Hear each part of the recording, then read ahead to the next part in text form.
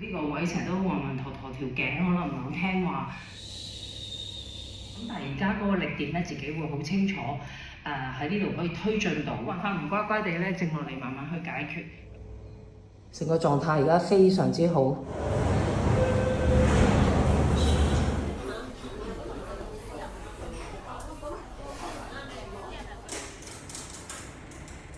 Hello，今日11月3號啦，星期一第58次2個月到啦，就已經好快過咗25年啦。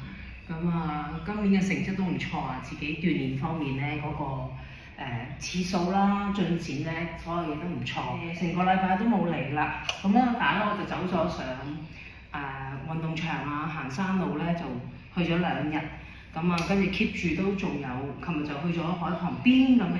早排呢個位成日都暈暈陀陀，條頸可能唔係好聽話，加強咗背部嗰個肌肉嘅力啦，就唔好成日即係有時個力唔夠咧，啲力就會揦咗喺呢度啦。肌肉都係偏細嘅，自己條脊椎唔係咁理想咧，咁出現呢啲情況。咁早排咧練下練到，可能有啲位唔小心。即係啲力都 lock 咗喺呢度咧，條頸一褪咗上前咧，我就 keep 住暈陀陀，初頭仲以為自己古靈精怪有啲咩病，好似好蛇龜，又年紀大咗，唔知點解成日都好似好蛇龜，就會覺得自己好似乜都關自己事。咁我嘅經歷有時都會試過，不過你以前當跳咧，你係咁成喐個身體咧，你唔覺嘅，有時淨係以為攰嘅啫。咁但係而家呢個意識嘅再強咗咧，咁就 find out 個問題。而家嗰個力點咧，自己會好清楚。喺呢度可以推進到，咁都會可以解決咗我好多問題。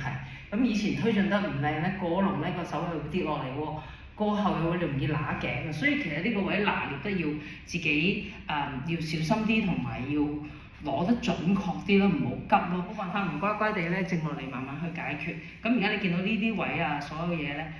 每次一上鏡咧，你見到呢個位尖出嚟咧，已經笑咗好。咁但係一復嗰個過程咧，又到個膝頭哥唔舒服。呢個膝頭哥成日來會好啲又差啲，就係因為其實取決於你成個脊椎嘅走向。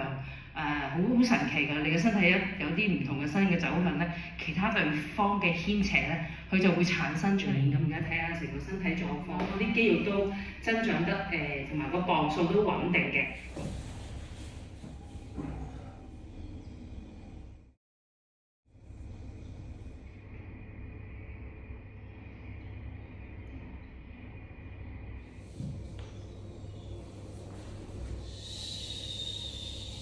將個肩胛再推進佢出嚟，所以先開始。第二個步驟轉到嚟呢個係最闊嘅，喺呢個位置。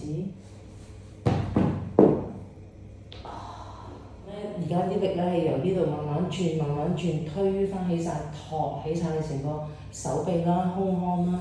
有嘢保護成，好似一個安全帶保護你成個肩膊。背脊有力咧，無論 in out 咧，個背脊都係保護住。個背脊保護住咧，你又唔會驚外翻。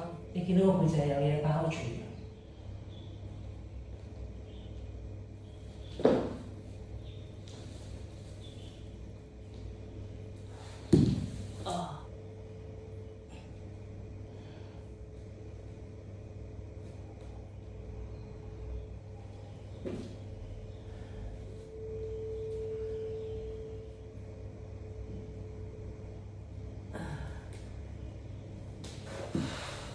見到而家成個形態咧，呢位有力咧，呢度細好多，好多嘅。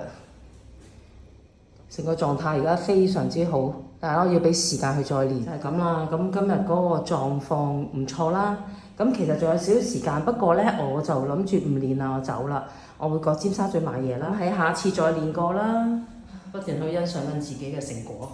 你見到個手臂呢啲位都係有嘢包住嚟呈現出嚟嘅。好開心啊！第58次到呢度完啦，第59次再見大家，拜拜。